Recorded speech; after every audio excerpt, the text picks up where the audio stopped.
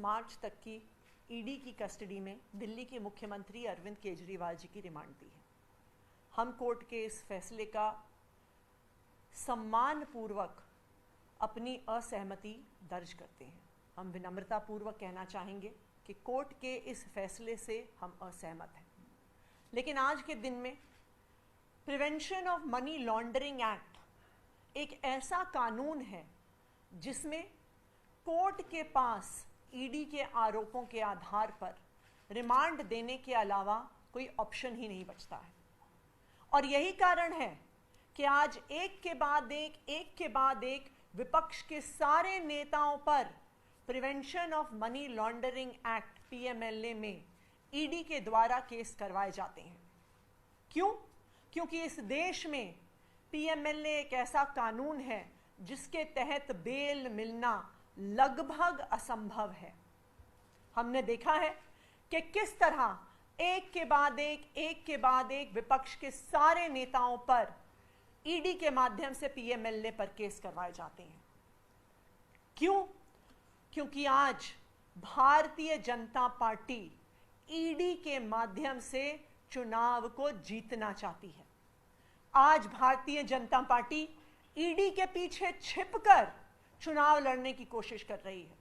इसका एक उदाहरण हमने मात्र 1 घंटे पहले देखा कि भारतीय जनता पार्टी का मीडिया सेल ईडी द्वारा जमा की गई रिमांड एप्लीकेशन को सारे मीडिया चैनल्स को भेजता है। जैसे कि ED enforcement directorate Bharatiya Janata party का कोई संगठन का हिस्सा है जो भारतीय जनता पार्टी उनकी प्रेस रिलीज इशू कर रहा है। आज ये बिल्कुल साफ है कि ईडी पिछले 2 साल की इन्वेस्टिगेशन के बाद 1 रुपए का भी प्रोसीड्स ऑफ क्राइम नहीं ढूंढ पाई है। 2 साल की इन्वेस्टिगेशन, 500 से ज्यादा अफसर, हजारों रेड्स, लेकिन आम आदमी पार्टी के किसी भी नेता के पास, किसी भी मंत्री के पास 1 रुपए भी प्रोसीड्स ऑफ क्राइम नहीं मिले हैं। फिर भी आम आदमी पार्टी के नंबर 1 नेता, नंबर 2 नेता, नंबर 3 नेता, नंबर 4 नेता सबको गिरफ्तार करके जेल में डाल दिया है। जो ईडी का सारा केस है वो कैसे बना है? ईडी ने जो अपनी एप्लीकेशन जमा करी है वो सिर्फ और सिर्फ ऐसे गवाहों के बयान के आधार पर है जो डराकर, धमकाकर उनसे लिए गए हैं। इसका प्रमुख उदाहरण राघव मगुंटा 16 सितंबर को बयान देते हैं कि वो दिनेश अरोड़ा को नहीं जानते, अरुण पिल्लई को नहीं जानते, विजय नायर को नहीं जानते, आम आदमी पार्टी के किसी नेता को नहीं जानते। उसके बाद 10 फरवरी को राघव मगुंटा को अरेस्ट कर लिया जाता है। अरेस्ट करने के बाद उन पे दबाव बनाया जाता है और उसके कुछ ही दिनों बाद वो अपना बयान पलट लेते हैं और कहते हैं कि हमने 25 करोड़ रुपए दिए।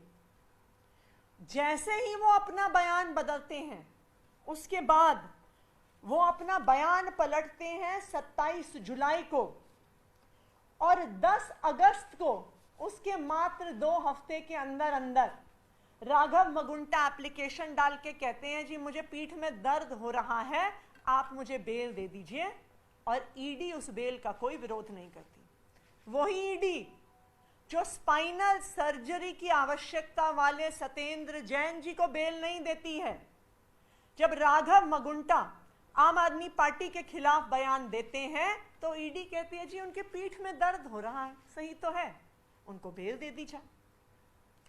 दूसरा ऐसा विटनेस जिसके आधार पे, जिसके बयान के आधार पर आज ईडी कह रही है कि हमें अरविंद केजरीवाल को गिरफ्तार करना है, पी शरद रेड्डी, जिसने सबसे पहले 9 नवंबर को कहा कि मैंने विजय नायर को, आम आदमी पार्टी को, दिनेश अरोड़ा को, किसी को कोई पैसे नहीं दिए।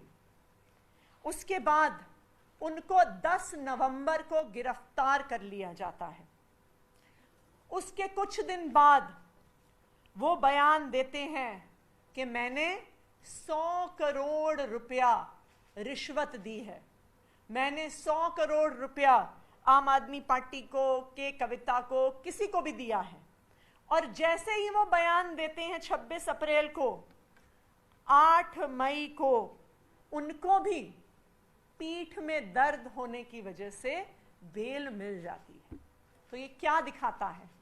ये साफ दिखा रहा है कि अलग अलग लोगों को ईडी इस केस में गिरफ्तार कर रही है, उन पे दबाव बना रही है और फिर आम आदमी पार्टी के नेताओं के खिलाफ झूठे बयान दिलवा रही है। और इन झूठे बयानों के आधार पर आम आदमी पार्टी के नेताओं को गिरफ्तार कर रही है। ये वही शरद रेड्डी हैं जिनके बयान पर आज ईडी रिलाय कर रही है अरविंद केजरीवाल को अरेस्ट करने के लिए, जिन्होंने अपने अरेस्ट के तुरंत बाद 45 करोड़ रुपए के इलेक्टोरल बॉन्ड्स खरीदे।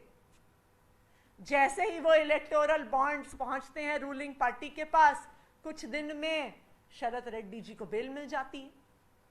तो आज के दिन में ये बिल्कुल साफ है कि ईडी को 1 रुपए के भी भ्रष्टाचार का प्रमाण नहीं मिला है। वो सिर्फ और सिर्फ ऐसे बयानों के आधार पर केस बना रहे हैं जो उन्होंने ऐसे लोगों से लिए हैं जिनको पहले वो अरेस्ट करते हैं, डराते हैं, धमकाते हैं, जेल में रखते हैं और फिर जमानत का लोभ दिखाकर उनसे आम आदमी पार्टी के खिलाफ, आम आदमी पार्टी के नेताओं के खिलाफ, अरविंद केजरीवाल के खिलाफ बयान लेते हैं। आज जो इस देश में हो रहा है वो कोई जांच नहीं हो रही है, वो कोई केस नहीं चल रहा है। आज इस देश में लोकतंत्र की हत्या हो रही है, जब एक सिटिंग चीफ मिनिस्टर को बिना किसी सबूत के गिरफ्तार कर लिया जाता है।